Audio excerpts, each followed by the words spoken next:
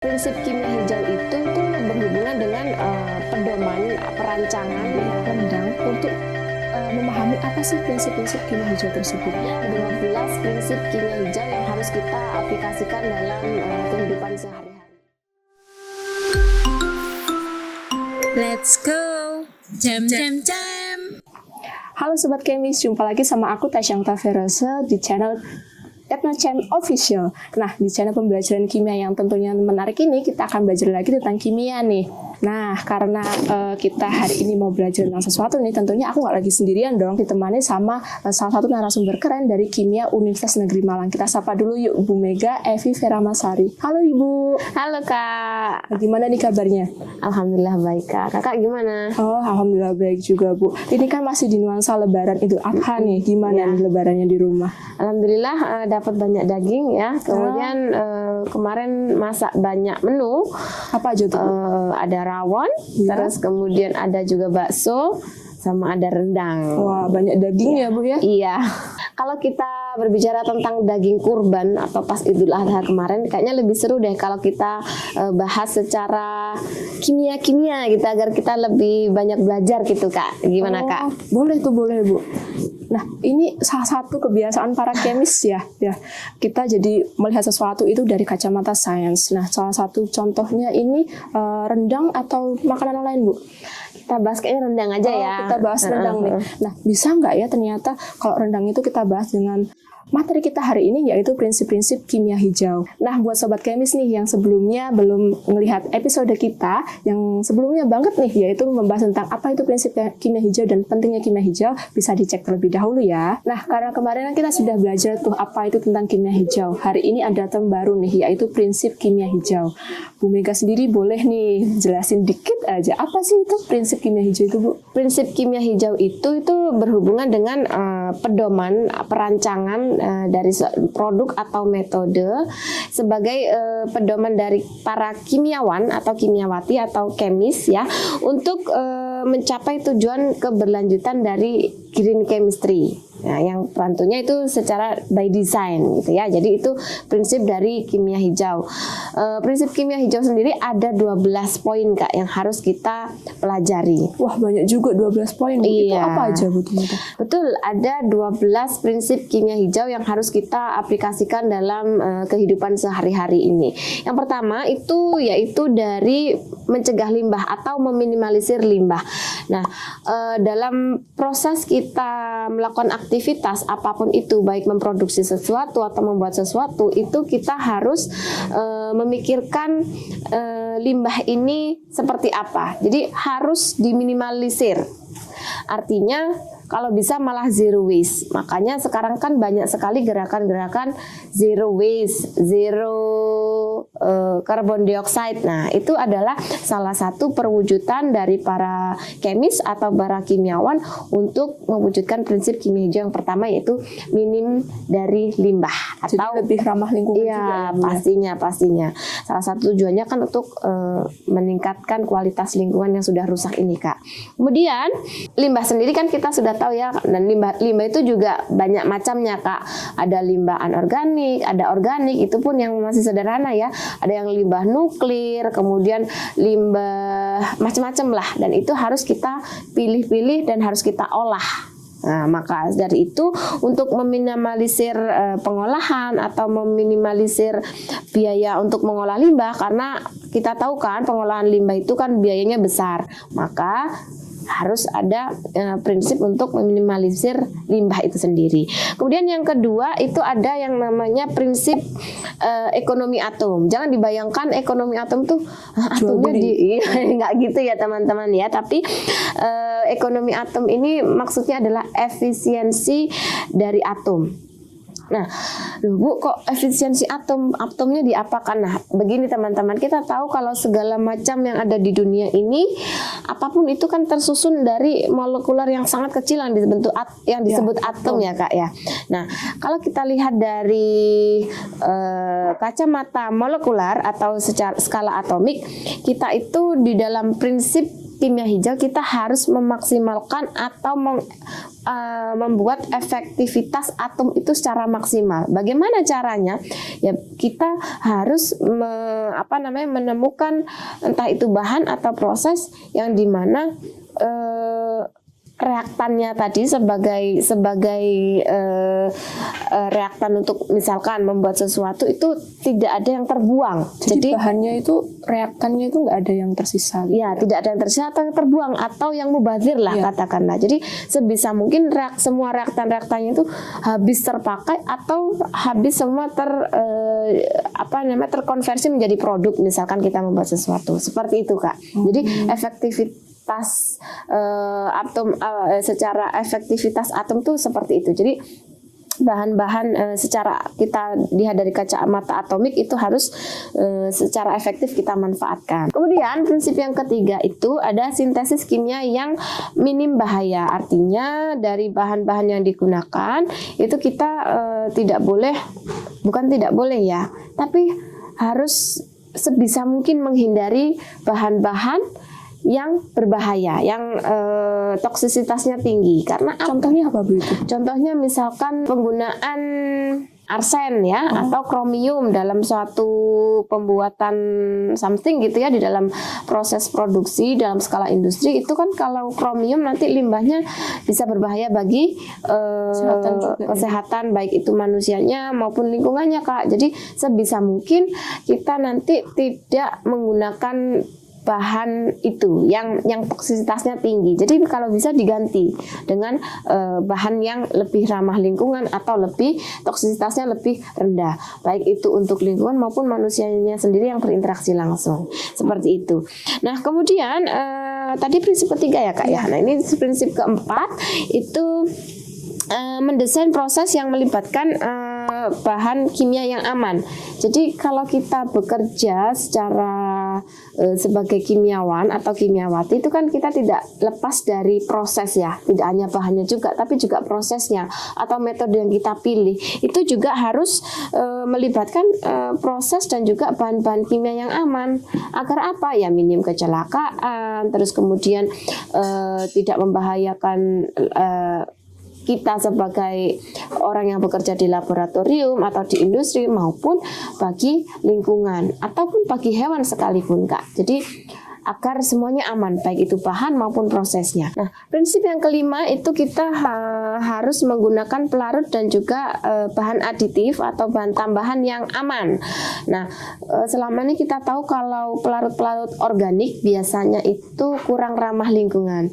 Nah, semakin ke sini kita semakin didorong untuk memakai pelarut yang lebih ramah lingkungan dan juga bahan tambahan lainnya, misalkan seperti surfaktan atau bahan-bahan aditif lainnya itu biasanya banyak yang kurang ramah lingkungan kan.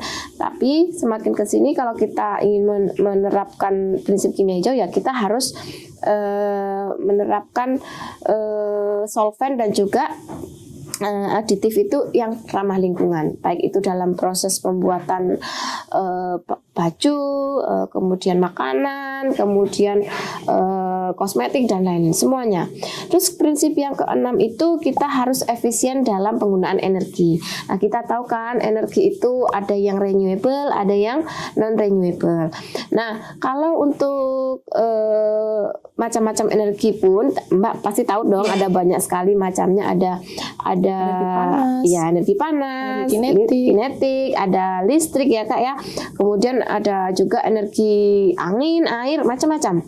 Nah, itu kita harus efisien dalam penggunaannya karena tidak semuanya itu renewable. Nah, kalau non renewable energi, nah kita kalau kehabisan energi itu bisa kolaps kita. Entah itu dalam skala masyarakat ataupun bernegara. Contohnya adalah salah satu, saya lupa Kak negara mana ya, dia sudah tidak bisa memproduksi listrik sehingga energi itu harus beli ke negara tetangganya. Nah, dan oleh sebab itu menjadikan negara itu sangat mudah diperas oleh, dalam tanda kutip ya, diperas oleh negara lain karena ada energi listrik itu salah satu kebutuhan dasar. Iya, maka dari itu prinsip yang keenam harus efisiensi energi apapun itu dalam proses pembuatan atau proses aktivitas sehari-hari sih Kak ya, kita harus mengefektifkan energi selain menghindari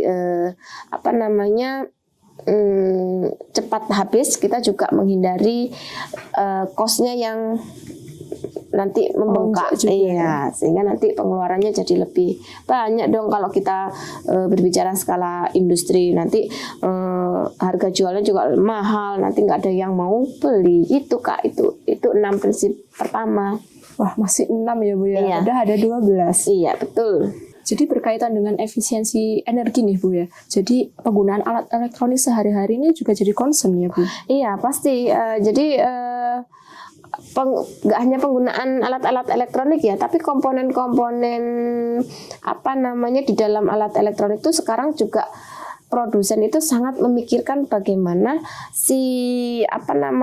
produk elektronik dia itu menggunakan energi sehemat mungkin. Makanya banyak yang kayak misalkan kita lihat orang dalam berjualan AC atau merek tertentu dalam AC atau kulkas, itu kan dia menggaung-gaungkan lebih hemat listrik, lebih hemat, lebih rendah. Ya, seperti itulah Kak. Jadi memang itu salah satu juga dorongan dari pemerintah, baik itu pemerintah Indonesia dan dunia sih Kak, karena ingin menerapkan green chemistry.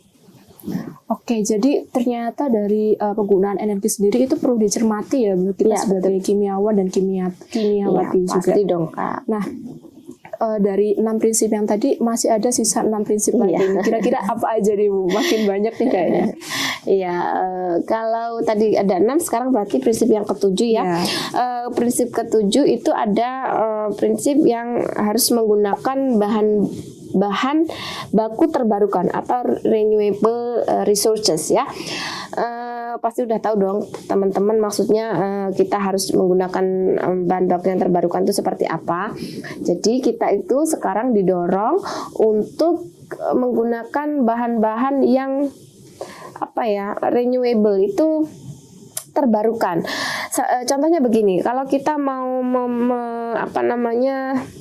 menjalankan motor, ya itu kan kita butuh yang namanya bahan bakar, ya, entah itu Pertalite, entah itu Pertamax dan lain-lain. Dan bahan baku dari pembuatan Pertamax atau Pertalite, bahan bakar motor kita itu kan dari yang tidak dapat terbarukan kan, resource-nya, yaitu dari bahan bakar fosil kan. Bahan bakar fosilnya itu sumbernya dari minyak bumi, iya, yang dimana itu disinyalir tidak dapat diperbarui. Oleh sebab itu semakin ke sini teknologi itu mendorong bagaimana caranya kita membuat mesin ataupun membuat bahan bakar yang berasal dari renewable resources ya, atau bahan baku yang bisa perbarui. Seperti contohnya kemarin ada beberapa peneliti yang saya baca jurnalnya itu membuat biodiesel dari jarak ya, minyak jarak pagar. Nah, itu minyak jarak pagar itu kan tidak dikonsumsi tapi melimpah tuh di Indonesia. Itu bisa digunakan untuk biodiesel, untuk bahan bakar. Kemudian ada juga beberapa ilmuwan yang berusaha membuat air ini digunakan sebagai bahan bakar. Ada loh Kak. Berarti memanfaatkan yang di sekitar kita juga. Iya, dan juga pastinya harus renewable itu tadi pinginnya. Kemudian ada juga yang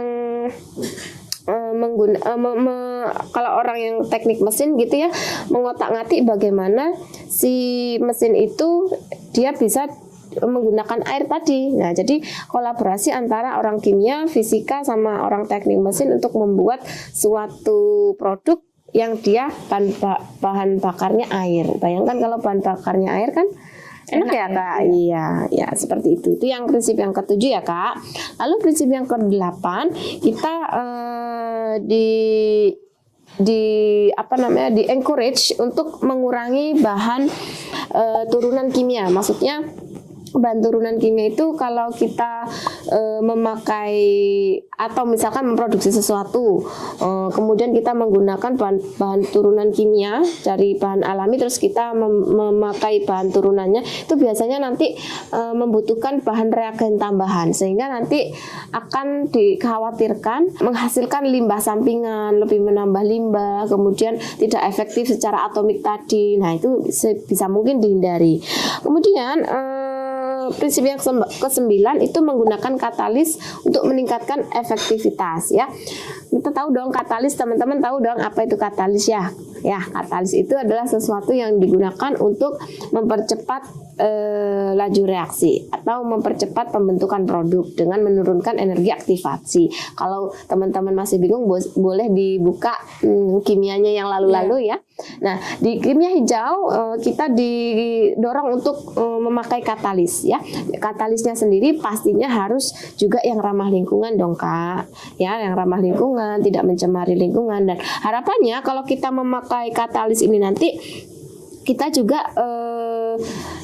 pereaksi-pereaksinya tadi lebih efektif dan prosesnya juga lebih efektif dan juga bisa hemat energi gitu teman-teman. Kemudian prinsip yang ke-10 kita diminta atau kita di-encourage untuk mendesain bahan kimia dan produk yang terdegradasi setelah dipakai. Nah, kita tahu ya teman-teman, kalau selama ini teman-teman kalau belanja pakai apa? Pakai kantong plastik atau pakai kantong belanja yang mudah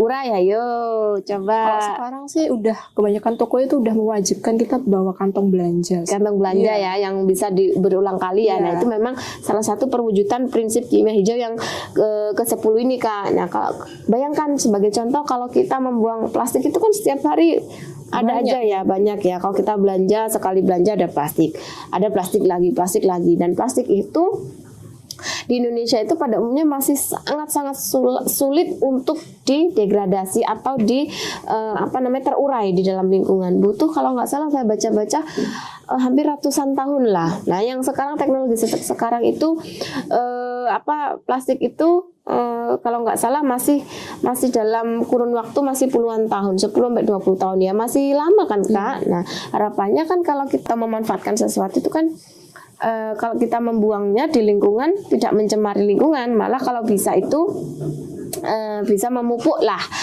jadi pupuk gitu ya. Jadi ada inovasi-inovasi bagaimana packaging itu dari bahan limbah yang nantinya kalau dibuang di tempat pembuangan itu tidak mencemari lingkungan. Jadi mudah terurai lah Kak. Nah, kemarin ada salah satu mahasiswa saya itu yang membuat packaging dari itu Kak, bonggol pisang, terus kemudian dari serat pandan dan kunyit untuk packaging makanan. Nah, itu kalau dibuang itu kan, atau dibuang di TPA atau dimanapun itu tidak mencemari lingkungan karena sebulan sudah terdegradasi dan malah bisa menjadi kompos. Wah, inovatif juga ya. Inovatif gitu ya. Jadi di situ nanti gerakan-gerakan seperti itu yang perlu digalakkan. Kemudian prinsip yang ke-11 itu analisis real time untuk mencegah polusi. Analisis real time mencegah polusi itu gimana Bu? Nah, itu begini. Kalau kita sebagai orang kimiawan ya dan kimiawati, yaitu kita pasti sudah paham lah dengan misalkan sudah terbiasa dengan kondisi yang ada di laboratorium. Kadang kita juga mengkondisikan ya kondisi reaksi itu sedemikian rupa agar terjadi gitu kan.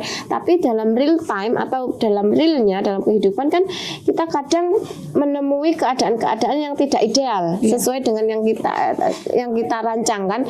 Nah, kalau di prinsip yang ke-11 ini kita secara real time itu secara terus-menerus kita menganalisis real time-nya ini untuk mencegah terjadinya polusi pada keadaan tertentu di dalam real time tersebut, sehingga nanti misalkan dalam suatu keadaan yang tidak ideal yang sesuai kita rancang, nanti kita bisa mengetrack ini polusinya apa, kalau keadaannya seperti ini jangan-jangan nanti lebih berbahaya atau bagaimana, sehingga kita dapat menanggulangi emisi atau polusi yang akan dihasilkan, dan juga bisa memperbaiki entah itu dari prosesnya atau produknya atau alatnya gitu kan. Jadi real time analisis itu perlu ya untuk mencegah polusi. Kemudian prinsip yang ke-12 nih, yang terakhir, kita harus bisa meminimalisir atau mencegah potensi kecelakaan ya. Kecelakaan oleh apa? Entah itu baik dalam penggunaan bahan kimia maupun prosesnya. Jangan sampai orang-orang yang bekerja misalkan dalam laboratorium atau di dalam rumah sakit atau di dalam industri itu bahaya, dekat dengan bahaya karena menggunakan alat dan juga bahan-bahan yang bahaya tadi Kak. Ya, itulah 12 prinsip kimia hijau yang sekarang lagi digalakkan ya di dunia dimanapun itu. Gitu Kak. Ada 12 prinsip Bu, banyak ya. Ini cara mengingatnya gimana Bu? Ada 12. Banyak ya. Nah, oke, tenang. Jangan khawatir, teman-teman bisa belajar lewat kehidupan sehari-hari. Ya, maksudnya begini, teman-teman kan pasti sudah pernah beraktivitas nih atau mengamati peristiwa tertentu atau mengamati budaya tertentu Kak, atau etnoscience tadi. Nah, seperti tadi kita berbicara tentang rendang ya. Iya, rendang itu kita bisa loh Kak berbicara tentang prinsip kimia hijau di rendang tadi. Wah, menarik ya berarti.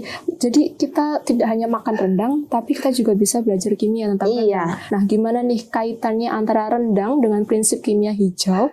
Kita coba cek terlebih dahulu video tentang rendang nih, agar kalian juga ngerti apa sih rendang itu dan kaitannya sama etnoscience itu apa.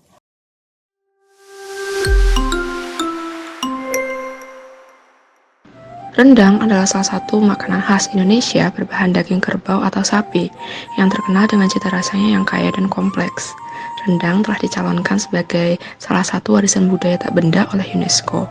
Hal ini dikarenakan rendang memiliki makna dan filosofi yang mendalam. Masyarakat Minangkabau mempercayai rendang memiliki 3 makna yang berkaitan dengan sikap, yaitu kesabaran, kebijaksanaan, dan ketekunan. Ketiga sikap tersebut dibutuhkan pada proses memasak rendang, terutama dalam hal memilih bahan-bahan cita rasa tinggi. Yang pertama, daging, melambangkan niniak mama atau pemimpin suatu suku, mencerminkan kemakmuran, kekuatan, dan keutuhan, serta kesatuan dalam menjaga keharmonisan keluarga dan komunitas. Kemudian ada santan yang berasal dari kelapa, atau cadiak pandai, yang berarti kaum intelektual. Makna kelapa bagi masyarakat Minangkabau sebagai persatuan semua komunitas yang ada di masyarakat. Kemudian ada lado atau cabai, merupakan lambang alim ulama yang tegas dalam mengajarkan agama, di mana pedas menggambarkan guru-guru yang mengajarkan Al-Quran dan budi pekerti kepada anak-anak agar kelak menjadi orang yang baik. Kemudian yang terakhir ada bumbu, melambangkan keragaman masyarakat Minangkabau. Bumbu sebagai pelengkap yang kaya akan rempah, yang berarti semua orang di dalam komunitas masyarakat itu penting dan harus dihargai secara adil.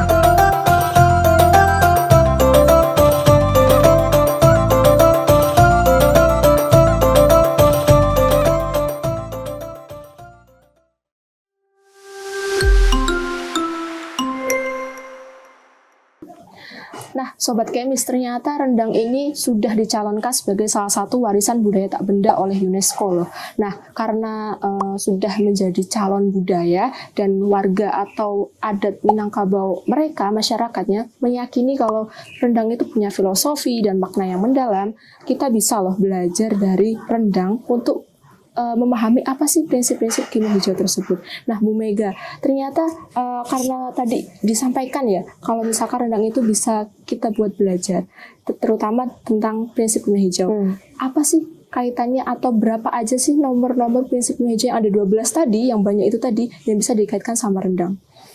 Bisa banget Kak, rendang itu bisa kita kaitkan dengan kimia hijau. Mungkin kita ini dulu ya, kita bedah dulu dari prosesnya dan juga bahan bakunya. Kalau kita tahu rendang itu kan bahan bakunya kan ya daging yang nanti sebagai bahan baku utama dan sumber kalau nanti sudah kita konsumsi untuk sumber protein ya, sumber energi kita daging sapi ya. Kemudian bumbu-bumbunya ya dari rempah-rempah, dari bahan alam yang bisa ditanam kembali, dipanen kembali, ditanam kembali, panen kembali. Sapi juga begitu ya, walaupun dia disembelih gitu kan, tapi Masih banyak. bukan masih banyak Kak, diregenerasi kan, ada anaknya lagi. Nah itu tentunya bahannya alami dan juga bisa diperbarui gitu kan. Kemudian dalam proses memasaknya juga kita lihat kalau dari tradisi orang Minangkabaunya tadi juga masih sederhana ya, tradisional juga, sederhana, dan itu minim dari bahan-bahan yang berbahaya juga ya. Nah, kemudian dari produknya, dari rendangnya ya, pastinya karena bahan-bahannya alami ya pasti ramah lingkungan dong. Ya, kalaupun kita nanti misalkan kita lupa dalam menghangatkan si rendang nih, kalau rendangnya busuk misalkan ya, kalaupun kita buang di di lingkungan pun juga tidak akan mencemari ya kan, tidak mencemari. Alami juga. Iya, banyak alami, tidak mencemari lingkungan karena dia mudah terdegradasi atau mudah terurai. Bahkan nanti kalau dalam proses pembusukan itu bisa jadi pupuk kan, kompos seperti itu, karena dia dari bahan-bahan organik. Nah dari situ kan kita lihat ada beberapa prinsip yang sudah secara tidak sengaja atau tidak langsung ya, secara tidak sadar lah intinya. Ada prinsip yang ketiga yaitu sintesis kimia yang minim bahaya tadi. Ada prinsip 4 yaitu mendesain proses yang melibatkan bahan kimia aman dan juga prosesnya. Kemudian ada prinsip yang ketujuh menggunakan bahan baku yang terbarukan tadi ya Kak ya. Kemudian proses 8 mengurangi bahan turunan kimia ya. Terus kemudian ada prinsip yang ke-10 mendesain bahan kimia dan produk yang terdegradasi setelah dipakai. Nah mungkin teman-teman kalau bisa lebih mendalami lagi atau menganalisis lagi, bisa lagi tuh menemukan prinsip-prinsip nomor bertambah ya. Iya betul, poin-poin yang lain. Coba deh teman-teman kita berpikir kira-kira di rendang ada prinsip berapa lagi gitu ya. Jangan-jangan lebih banyak lagi gitu Kak. Nah, seperti itu ya, ternyata kalau kita belajar dari sisi yang lain atau etnosainsnya, ternyata rendang itu kita bisa nih melihat prinsip-prinsip kimia hijau apa aja nih yang ternyata ada di rendang itu. Nah, teman-teman, tadi kan sudah ada 5 dari 12 prinsip. Nah, yang seperti yang Bu Mega katakan, bisa aja ada prinsip yang lainnya nih yang ternyata kita belum tahu ya, Bu. Iya, di dalam rendang itu gitu. Iya. Kemudian kita kan udah tahu nih kalau ternyata rendang sendiri menghadirkan prinsip kimia hijau yang selama ini kita tuh mikirnya susah ya Bu ya. Iya, enggak sadar gitu. Iya, enggak sadar ternyata ada di rendang itu sendiri. Teman-teman bisa nih untuk belajar lebih jauh mengenai kimia hijau ini, kita bisa cari kayak misalkan contoh lain dari etnosains yang ada di sekitar kita, misalkan dari budaya-budaya lainnya yang mungkin berkaitan sama prinsip kimia hijau, biar kita lebih paham nih apa sih itu prinsip-prinsipnya, terus kemudian contoh pengaplikasiannya seperti apa ya Bu ya. Dan mudah diingat Kak, kalau kita belajarnya lewat kehidupan sehari-hari atau sesuatu yang biasa kita lihat, maka akan lebih ingat gitu, lebih mudah diingat lah intinya. Iya.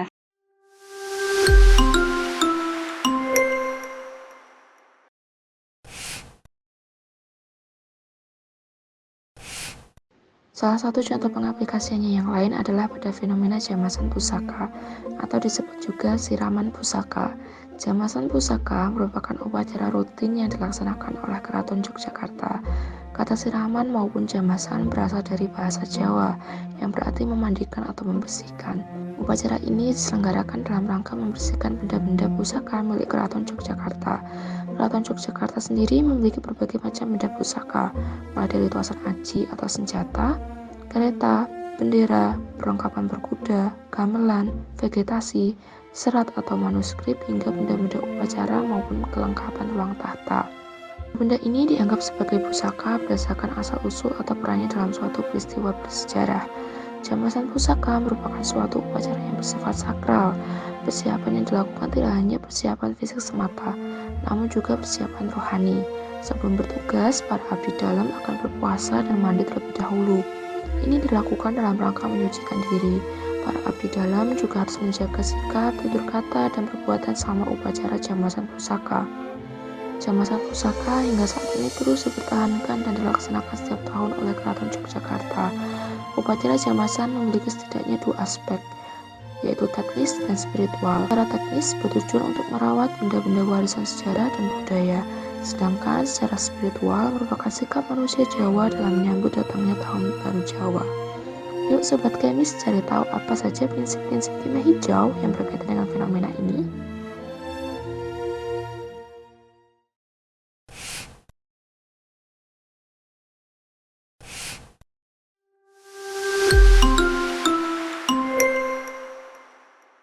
Nah, tidak terasa nih teman-teman, kita udah ada di penghujung video kali ini karena kita dari tadi udah bahas tentang 12 prinsip kimia hijau yang panjang itu ya. Nah, Bu Mega terima kasih banyak sudah menemani sampai menjelaskan sepanjang itu hari ini. Terima kasih sama-sama, semoga bermanfaat. Iya.